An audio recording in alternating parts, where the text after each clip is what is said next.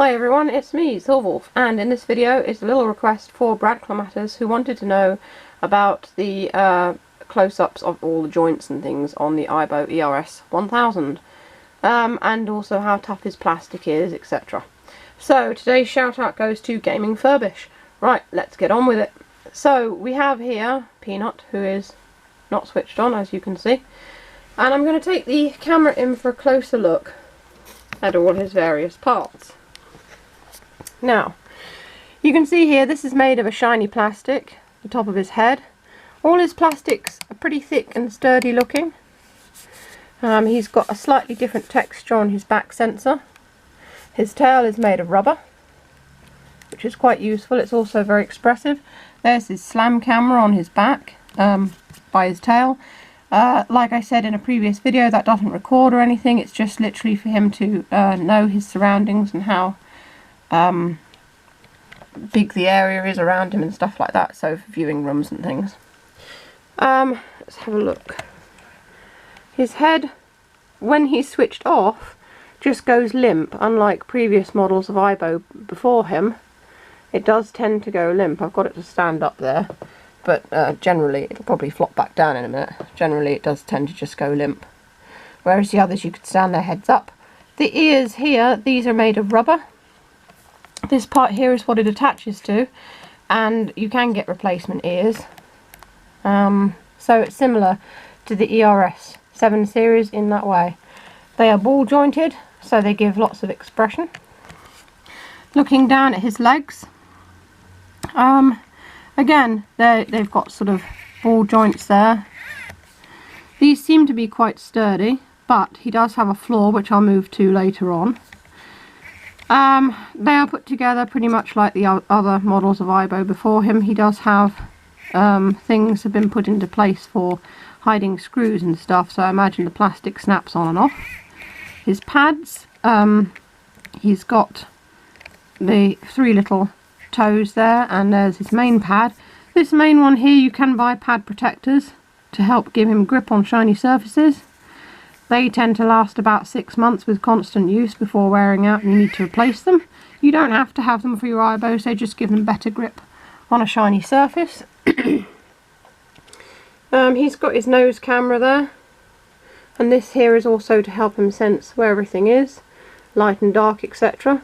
His mouth opens and closes, but it seems to be when he's switched off you can't open and close his mouth, but he's got a little joint there for opening and closing that. His head moves backwards and forwards. It's got quite a large scope of movement there. Can go all the way back, all the way forward. His back legs are similar, and they also can go out like that. They've got a lot of movement in the joints there where they attach to his hips. He also has this additional joint that models before him didn't have here, so that his hips can move back and forth, so he can wiggle his bum like a real dog. His little back legs are just as mobile as the front legs. I don't think that the other models had this function though, that they could go out like that. And finally, the weakness that this model of Aibo has is in here. And basically the part that they've used for it is very thin in places, so when the Aibo's running about quite fast and moving its legs quite fast, it can snap and it can break. I actually saw a teardown of it on the Aibo Life forums. I think it was Jayberg who did that, and I was told about that by someone else, so I went to have a look. It would be better if it was made of metal or something more sturdy. You could theoretically 3D print replacements, however taking the Aibo apart is very, very time consuming and very fiddly and very difficult.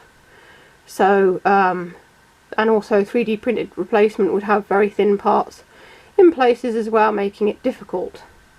So that's about his weakness, which is a shame really, because other than that he seems quite a sturdy little chap. The plastics are just as thick, I think, as all the models before him, and we'll have just a quick look underneath his tummy here. So this is what his tummy looks like. You've got that there where you can turn his Wi-Fi on and off. That's for his charging station. He's got this thing here, which also is to do with finding his area and stuff like that, you know, not bumping into things. And that is his tummy. So I'll put him back. There we go.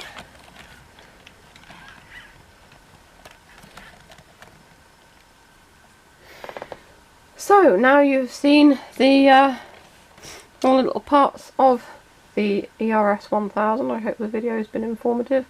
Also, he does of course have his LED eyes, and when you touch this part of his face it's quite smooth. The eye is sort of flat with the rest of the face as well.